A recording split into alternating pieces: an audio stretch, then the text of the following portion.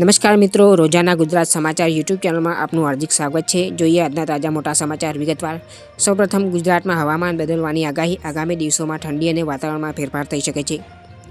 ગુજરાતના હવામાનને લઈને મહત્વના સમાચાર સામે આવી રહ્યા છે। જાણીતા હવામાન નિષ્ણાત અંબાલાલ પટેલની આગાહી મુજબ રાજ્યના અનેક વિસ્તારોમાં ઠંડીની તીવ્રતા અને હવામાનના બદલાવ જોવા મળી શકે છે।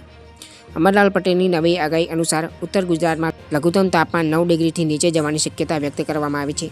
અમદાવાદ અને ગાંધીનગરના કેટલાક વિસ્તારોમાં તાપમાન 11થી 12 ડિગ્રી આસપાસ રહેવાની શક્યતા છે। દેશના ઉત્તરીય વિસ્તારોમાં ભારે હિમવર્ષા અને વાવાઝોડાની સંભાવનાને કારણે તેની અસર ગુજરાત સુધી પહોંચી શકે છે। આગામી દિવસોમાં ગુજરાતના અનેક વિસ્તારોમાં હવામાનમાં બદલાવ અને ઠંડીનો અનુભવ થઈ શકે છે, જેને ધ્યાનમાં રાખીને સાવચેતી રાખવી જરૂરી છે। ગુજરાતમાં મારુતિ સુઝુકીનું ઐતિહાસિક રોકાણ ગોરજમાં નવો કાર પ્લાન્ટ સ્થાપવામાં આવશે। ગુજરાતના ઔદ્યોગિક વિકાસ માટે એક મોટી અને મહત્વની જાહેરાત સામે આવી છે। ઓટોમોબાઈલ ક્ષેત્રની દિગ્ગજ company Maruti Suzuki India limited દ્વારા રાજ્યમાં અત્યાર સુધીનું સૌથી મોટું રોકાણ કરવાની જાહેરાત કરવામાં આવી છે। વડાપ્રધાન નરેન્દ્ર મોદીના મેક ઇન ઇન્ડિયા વિઝનને આગળ વધારવા મારુતિ સુઝુકી ગાંધીનગર નજીક કોરજમાં નવો અત્યાધુનિક કાર પ્લાન્ટ સ્થાપશે। આ પ્રોજેક્ટ માટે કંપની દ્વારા કુલ 35,000 કરોડ રૂપિયાનું વિશાળ રોકાણ કરવામાં આવશે। આ સાથે ગુજરાત વૈશ્વિક ઓટોમોબાઈલ હબ બનવાની દિશામાં વધુ મજબૂત રીતે આગળ વધી રહ્યું છે। આ મેગા પ્રોજેક્ટથી ગુજરાતમાં અંદાજે 12,000 લોકોને સીધી રોજગારી મળશે, જ્યારે એન્સિલિયરી યુનિટ્સ અને એમએસએમઈ ક્લસ્ટર દ્વારા લગભગ 7.5 લાખ લોકોને પરોક્ષ રોજગારી મળવાની સંભાવના છે। મુખ્યમંત્રી ભૂપેન્દ્ર પટેલે ગુજરાતને પોલિસી ડ્રીવન સ્ટેટ ગણાવ્યું, જ્યારે નાયબ મુખ્યમંત્રીએ જાપાન અને ગુજરાતના મજબૂત સંબંધોની નોંધ લીધી। માર્કેટ યાર્ડના સમાચાર જોઈએ તો જામનગરના હાપા માર્કેટ યાર્ડમાં ડુંગળીના ભાવ તૂટ્યા। ખેડૂતો ભારે આર્થિક સંકટમાં આવ્યા છે। ખેડૂતોની મહેનતને યોગ્ય વળતર ન મળવાની એક વધુ ચિંતાજનક ઘટના સામે આવી છે। જામનગરના હાપા માર્કેટ યાર્ડમાં ડુંગળીના ભાવમાં ભારે ઘટાડો થતાં ખેડૂતો નિરાશ અને હતાશ બન્યા છે।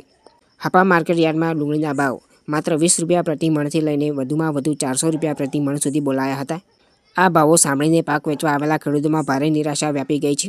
ખેડૂતોનું કહેવું છે કે વર્ષભરની મહેનત અને ભારે ખર્ચ છતાં તેમને ડુંગળીના એવા ભાવ મળી રહ્યા છે કે વાહન ભાડું પણ નીકળતું નથી। આંતરરાષ્ટ્રીય સમાચાર જોઈએ તો અમેરિકામાં ટ્રમ્પની વધુ એક ધમકી। 8 દેશો પર 25% ટેરિફ લગાવવાની તૈયારી કરી છે। વિશ્વ રાજનીતિ અને વૈશ્વિક વેપાર ક્ષેત્રમાં ફરી એકવાર હલચલ મચી છે। અમેરિકાના રાષ્ટ્રપતિ ડોનાલ્ડ ટ્રમ્પે મોટું નિવેદન આપતા 8 દેશો પર ભારે ટેરિફ લાદવાની ખુલ્લી ધમકી આપી છે। ડોનાલ્ડ ટ્રમ્પે જાહેરાત કરી છે કે જો ગ્રીનલેન્ડ અમેરિકાને વેચવામાં નહીં આવે તો યુરોપના 8 દેશોમાંથી અમેરિકા મોકલાતા સામાન પર ટેરિફ લાદવામાં આવશે। ટ્રમ્પે આ વાત પોતાના social media platform truth social પર જાહેરાત કરી છે। આ નિર્ણય વૈશ્વિક વેપાર પર વ્યાપક અસર કરી શકે છે। ફ્રાન્સના રાષ્ટ્રપતિ એમેન્યુઅલ મેક્રોન અને સ્વીડનના વડાપ્રધાને ટ્રમ્પની ધમકીને ફગાવી દીધી છે। ટ્રમ્પના આ નિવેદનથી વૈશ્વિક વેપાર અને રાજકીય સંબંધોમાં નવી તણાવની સ્થિતિ ઊભી થઈ શકે છે। કેન્દ્ર સરકારના કર્મચારીઓ માટે 8મા પગાર પંચને લઈને નવી અપડેટ આવી છે। 8મા પગાર પંચ પહેલા ડીએ મર્જર મળશે કે નહીં, કેન્દ્ર સરકારનો સ્પષ્ટ અભિગમ સામે આવ્યો છે। કેન્દ્ર સરકારના કર્મચારીઓ અને પેન્શનરોમાં છેલ્લા કેટલાક સમયથી એક મહત્વનો પ્રશ્ન ચર્ચામાં છે। શું 8મા પગાર પંચના અમલ પહેલાં મોંઘવારી ભથ્થું એટલે કે ડીએને મૂળ પગારમાં મર્જ કરવામાં આવશે કે નહીં, તેને લઈને હવે સ્થિતિ વધુ સ્પષ્ટ થઈ છે। 7મા પગાર પંચનો કાર્યકાળ 31 ડિસેમ્બર 2025ના રોજ પૂર્ણ થયો છે અને જાન્યુઆરીથી જૂન 2026નો ડીએ વધારો 8મા પગાર પંચનો પહેલો સુધારો ગણાશે। આ કારણે કર્મચારી સંગઠનો માંગ કરી રહ્યા છે કે ત્યાં સુધી રાહત તરીકે વર્તમાન 58% ડીએને મૂળ પગારમાં મર્જ કરવામાં આવે।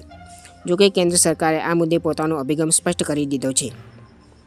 વર્તમાન પરિસ્થિતિમાં 8મા પગાર પંચના અમલ પહેલાં ડીએને મૂળ પગારમાં મર્જ કરવાની શક્યતા નગણ્ય દેખાઈ રહી છે। ગુજરાતમાં નવી 9 જિલ્લા સહકારી બેંકો ખોલવા સરકારની સૈદ્ધાંતિક મંજૂરી। ગુજરાતના ખેડૂતો અને ગ્રામીણ નાગરિકોને વધુ સુવિધા અને સરળ ધિરાણ મળે તે દિશામાં રાજ્ય સરકારે એક મહત્વનો નિર્ણય લીધો છે। મળેલી કેબિનેટ બેઠકમાં નવી 9 જિલ્લા મધ્ય સહકારી બેંકોની રચનાને સૈદ્ધાંતિક મંજૂરી આપવામાં આવી છે।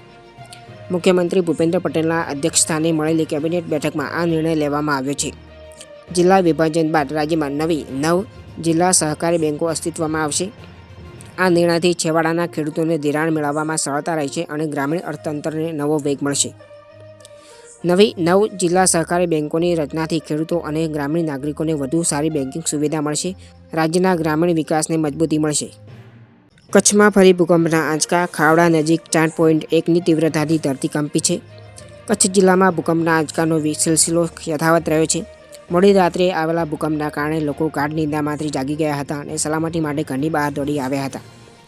મોડી રાત્રે 1:22 કચ્છના ખાવડા નજીક 4.1ની તીવ્રતાનો ભૂકંપનો આંચકો અનુભવાયો હતો.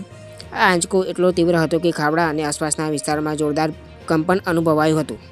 કચ્છમાં સતત ભૂકંપના આંચકાઓમાંથી લોકોમાં ચિંતા જોવા મળી રહી છે. જોકે તાજેતરના આંચકામાં કોઈને નુકસાન નોંધાયું નથી. નવીનતમ સમાચાર મેળવવા માટે સબસ્ક્રાઇબ કરો રોજાના ગુજરાત સમાચાર.